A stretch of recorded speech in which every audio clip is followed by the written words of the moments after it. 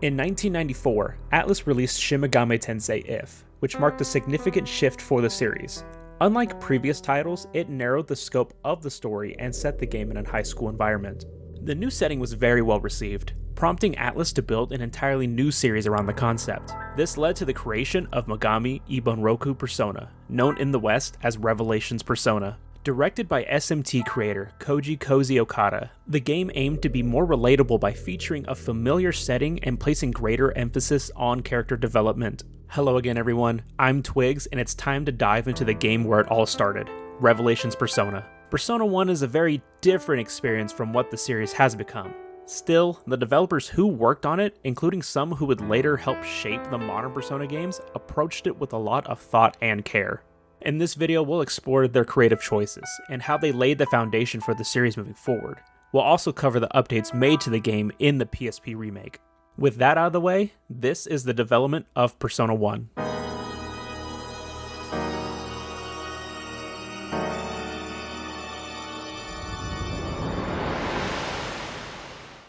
Hey guys, I'm a real YouTuber now. This video is sponsored by Mantis Sleep. Mantis Sleep creates a variety of sleep masks and other accessories to help you get the best sleep possible. From weighted masks to cooling ones, there is a sleep option for everyone. For this video, they sent me their Pro Sleep Mask to try out and it has been a game changer for me. I work a full-time night shift job and even with my blackout curtains, light would still get in, especially since my cats like to play with them. I used to wrap my head in a blanket and overheat myself just so I could stay asleep. But with my Pro Mask, I've been able to stay asleep without worry of the sun waking me up. Mantis Sleep is giving you all a 10% discount when you use the code TWIGS at checkout. So if you're a light sleeper or a creature of the night like me, go on and give one of their masks a shot. Once again, thanks again to Mantis Sleep for the sponsor, and back to the video. After the positive response to SMT If, Atlus set out to reach a broader and more casual audience with their next title.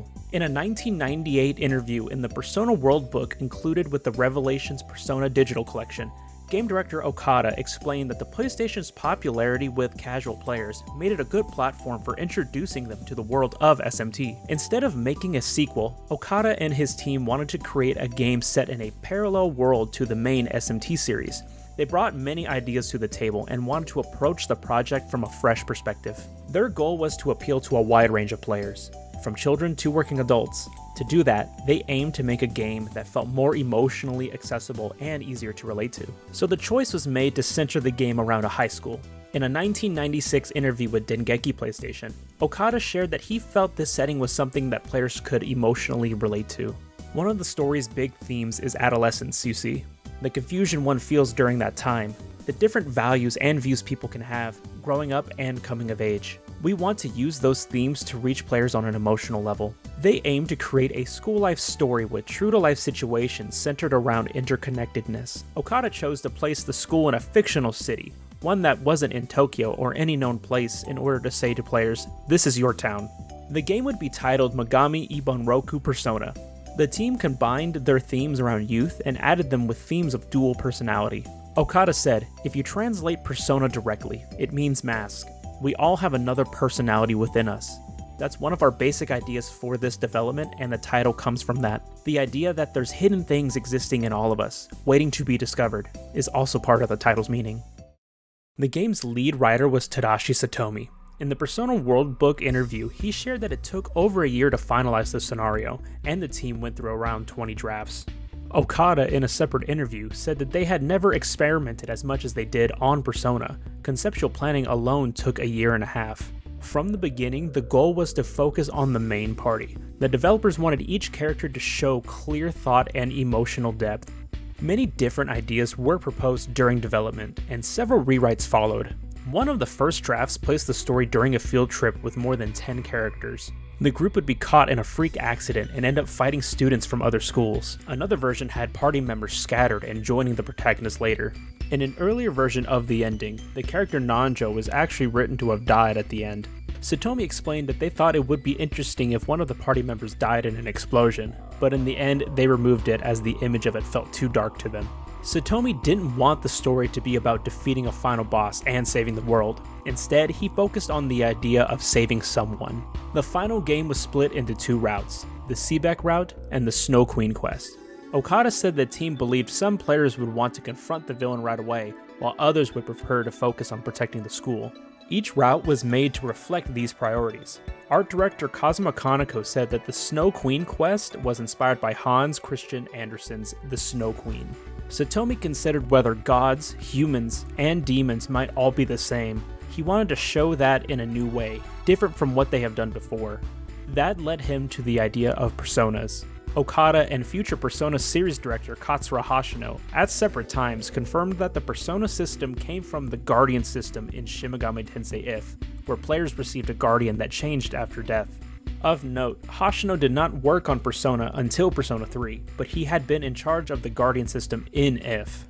In a 1996 interview with Dengeki PlayStation, Okada explained why the team stepped away from demon summoning and contract mechanics used in SMT.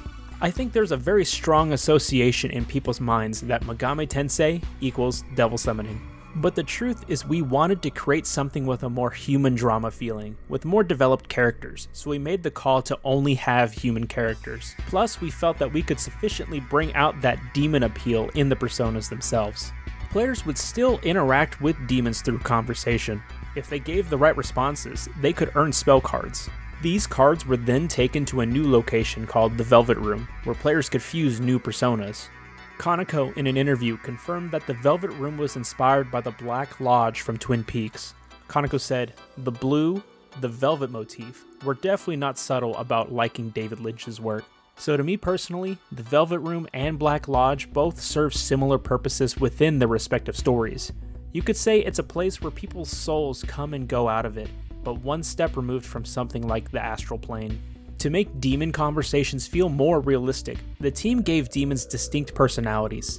Each party member had 4 different responses that influenced the demon's emotions, which were tracked on a gauge. This created 20 different possible outcomes with a full party. Okada said the staff initially hoped to include more than 4 emotions and planned not to show a gauge to the player, but they decided to simplify the system. Even though figuring out the correct response could take time, the team believed this gave players a level of freedom and variation not found in earlier titles. Okada said, "It is labor intensive, but the main point of it all is to have that give and take. We wanted to distinguish the dialogue there from the actual action. Well, I suppose at the end of the day, it's actually just because we wanted to have spell cards." Like previous SMT titles, Persona used first-person dungeon crawling. However, the travel outside of dungeons took place on a map, and battles switched to an isometric perspective. Okada explained this helped the characters show more expression and gave demons a stronger presence.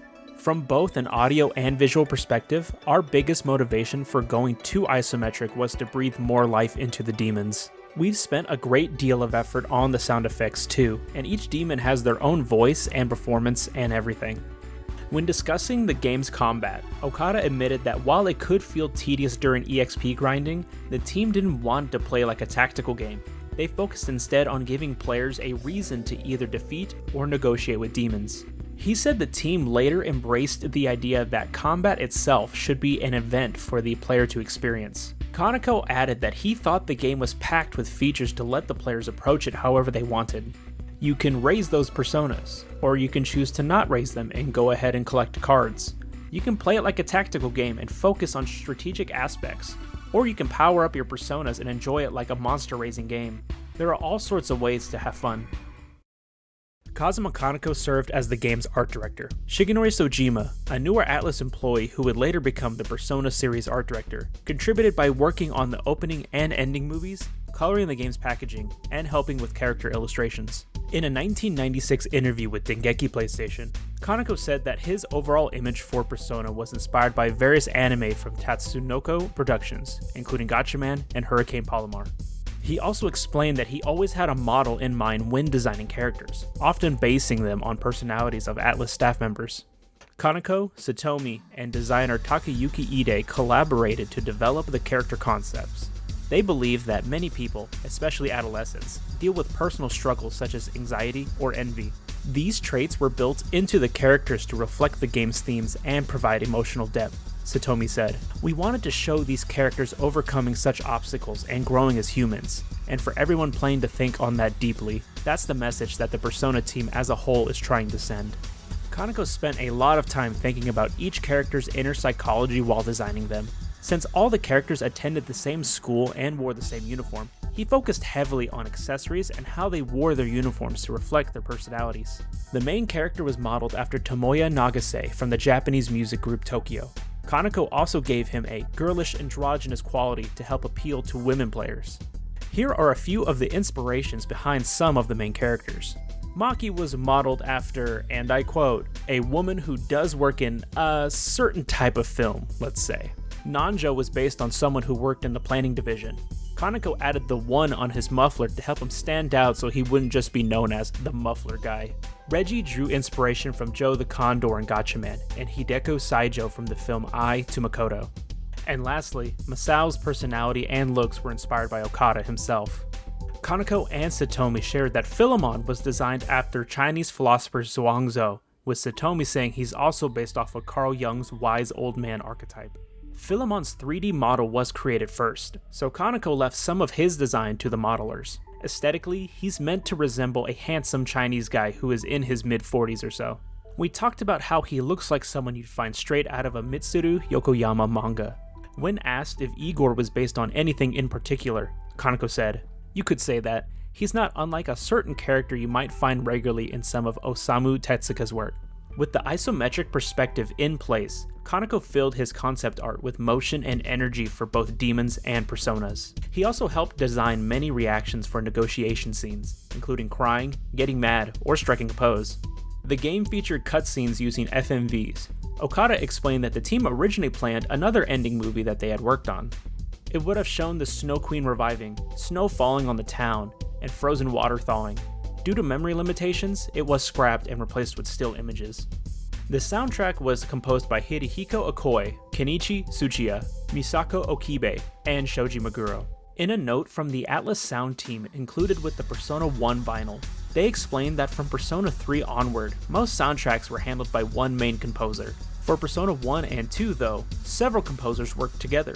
They also stated, across Revelation's Persona, you can hear the distinct tones of Devil Summoner and Majin Tensei's music everywhere. We think it matched the game's system and world atmosphere well. Meguro would later become best known for leading the soundtrack starting with Persona 3. Persona 1 was the first game he worked on after joining Atlus as a new hire. In an interview with RocketBaby.net, Meguro shared that he worked on the soundtrack for about a year. Looking back, he said, "I started work immediately. I had no time to take it easy. I managed lots of work which was prepared for me rather than getting influence or inspiration from something. They let me overwork. I composed 10 to 20% of the music." He also composed the Velvet Room theme, which is still used in the series today. Up until 1996, Atlus had only localized one game for North America, which was Jack Bros for the Virtual Boy in 1995. Okada shared in 2008 that they avoided bringing Megami Tensei overseas because it featured demons from many religions as enemies, which could lead to controversy. He explained that religious issues tend to be more sensitive outside of Japan. Former Atlus USA marketing manager Gail Salamanca offered more detail in a 2013 Game Informer article about why Atlus chose to localize Persona. Atlus needed a flagship title to enter the North American market. We really had everything to gain since we were really in need of a series or game that would define us as a publisher. Square had Final Fantasy, Konami had Suikoden, Capcom had the Breath of Fire series. Persona was Atlus's first real opportunity to grab a piece of the RPG pie in North America. Salamanca also said that localizing Persona 1 was a risky move. The game was unknown, the team only had 6 people, and the amount of text to translate was very large. Since the game was filled with Japanese culture, they worried it might alienate Western players by being too Japanese. So, they decided to make changes. A lot of changes. Persona 1 is probably most known for its interesting localization.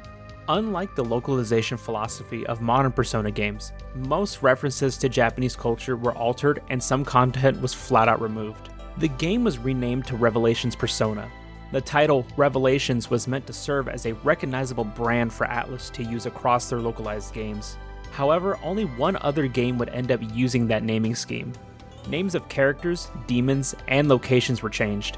For example, Nanjo became Nate, Maki became Mary, and the game's city was renamed Lunarvale and placed in the US. Many characters also had their designs changed. Most had their hair recolored and their skin lightened. The player character wasn't spared either. His hairstyle and skin tone were both changed. Probably the most well-known change was to the character Mark, who had his race changed completely and had his hat replaced with a baseball cap. Alterations to the gameplay were also made. The entire Snow Queen quest was removed from the North American release. While I could not verify an official reason for this, it is theorized that the quest's difficulty and the desire to release the game in time for the 1996 holiday season led to its removal.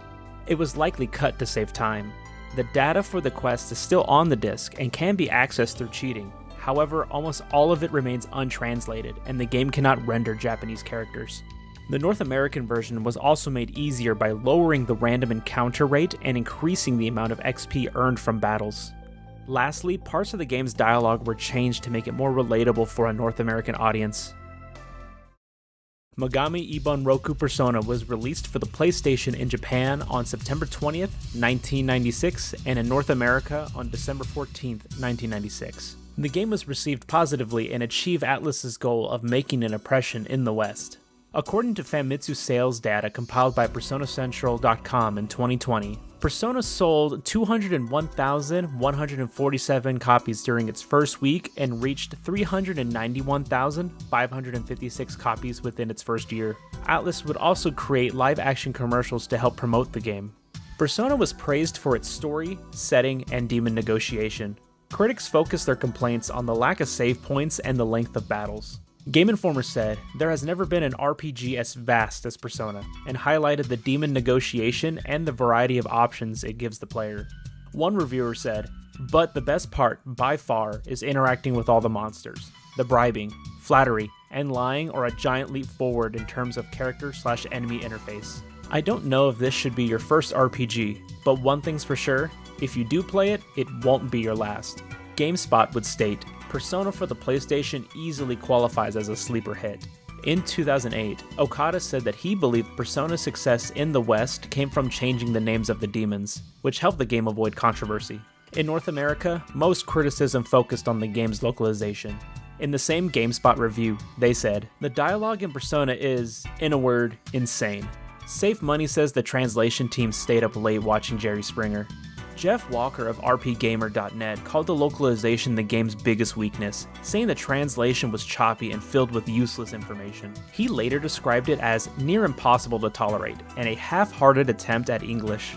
Some lines from the English version have become popular in the fanbase, like the infamous "Mark danced crazy" line. In a 1996 interview with Dengeki PlayStation, Okada, Kaneko, and Atlus PR manager Seigo Ihara reflected on the release and the feedback they received. Okada said he was very satisfied with the game and felt glad he made it. Kaneko said that the positive reception felt like personal validation to him, and that it was a blessing to reach a new group of players. Ihara added that Persona managed to interest players outside of the Megaten fanbase while still being welcomed by longtime fans. When reviewing the feedback, he pointed out that the word hardcore was not coming up as it usually did with the Megami Tensei series. He also said the criticism they received was more constructive.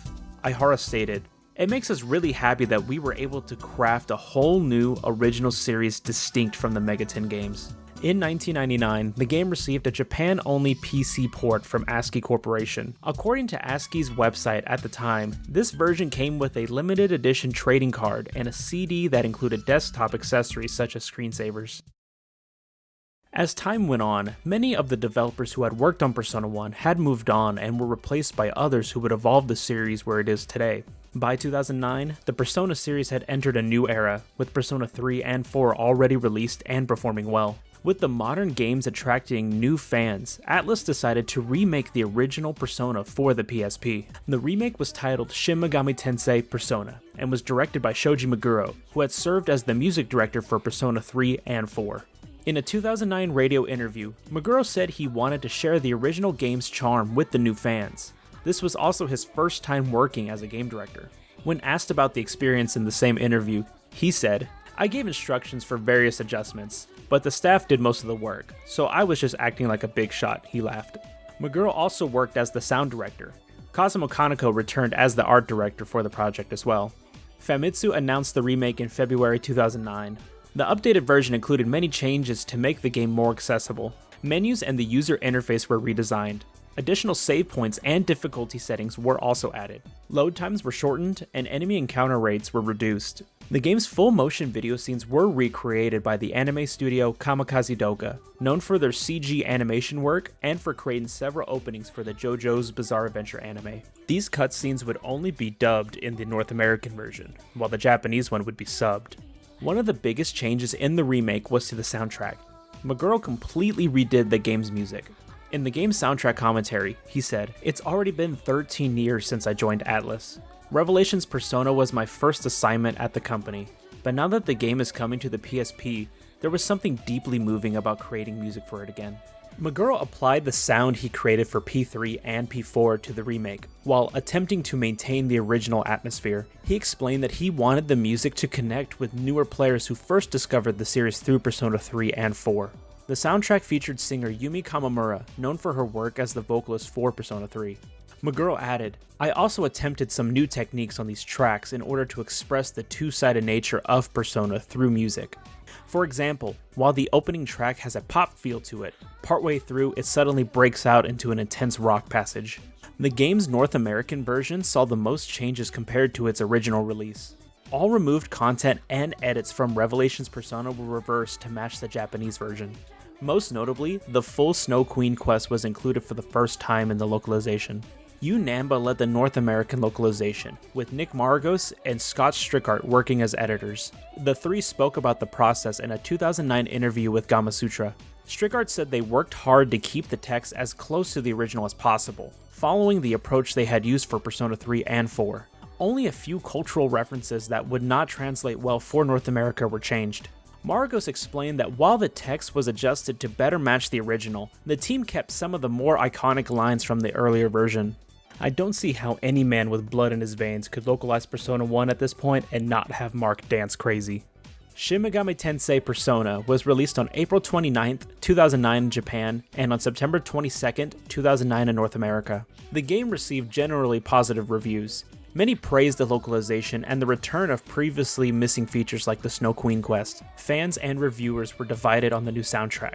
Some felt the J-pop and rock-inspired music did not fit the game's original tone and preferred the older tracks. With the success of Persona 1, the game received some related media as well. In 1998, the series saw the release of Megami Ibunroku Persona digital collection for PC in Japan. The collection included a minigame compilation set after the events of the main game, stickers, a poster, a 47-page book with interviews, and computer accessories like wallpapers and screensavers. In 1996, a manga adaptation by Shinshu Ueda covered both of the game's routes. It was reprinted later in 2009 for the PSP Remake. The game has also inspired several comic anthologies. A Japan-only mobile RPG called Megami Ibunroku Persona Iku no Touhen was released in 2006. It acted as a side story to the main game and featured randomly generated dungeons. In 2023, this game would be ported to the Nintendo Switch and Steam in Japan. Lastly, in 2018, Revelations Persona would be included in Sony's plug-and-play console, the PlayStation Classic. Persona 1 was a game changer for Atlus as a whole, starting a more relatable spin-off series that would develop into the giant that it is today. The game would become a cult classic among its fans, even though Atlus seems to focus more on the modern titles. Maybe one day we'll see a proper remake or a new port of the original. And hey, if that ever happens, I'm sure plenty of us will take after Mark and dance like crazy. This has been Twigs, and thanks for watching. Hey everyone, thanks again for making it all the way to the end of this video. Putting this one together was surprisingly fun. I felt oddly nostalgic towards this game while making this video. Now, I've only played through Persona 1 one time, and it was the PSP version on the Vita. But something about gathering all this information just made that game really click in my head, and I think I really need to go back and give it another playthrough. As always, I will put together a pastebin link with all of my sources in them if you feel like you want to go through, double check anything. Please tell me if I, got something wrong or you have something else to add. Just drop a comment. I love to learn more and kind of see where I can improve as well. As always, a massive thanks to my friend Dustin. He spends a lot of his time going through my scripts and just double checking everything for me. I am a one-man team, so any amount of help I can get from him is greatly appreciated. But yeah, guys, we are almost done. We just got Persona 2, and then eventually someday Persona 5, but I'm dreading that one because I know that one's gonna be that one's gonna be big. But hey, if there's any other game series you feel like you want me to dive into the development history of, by all means leave a comment, let me know. I'll need some other game series to go through once we're done with Persona. And one last thank you to Mantis Sleep for sponsoring this video. Don't forget to use promo code TWIGS at checkout to get yourself a nice little discount on a cool sleeping mask. Once again, this has been Twigs. Please like, comment, and subscribe, and I'll see you guys in the next one.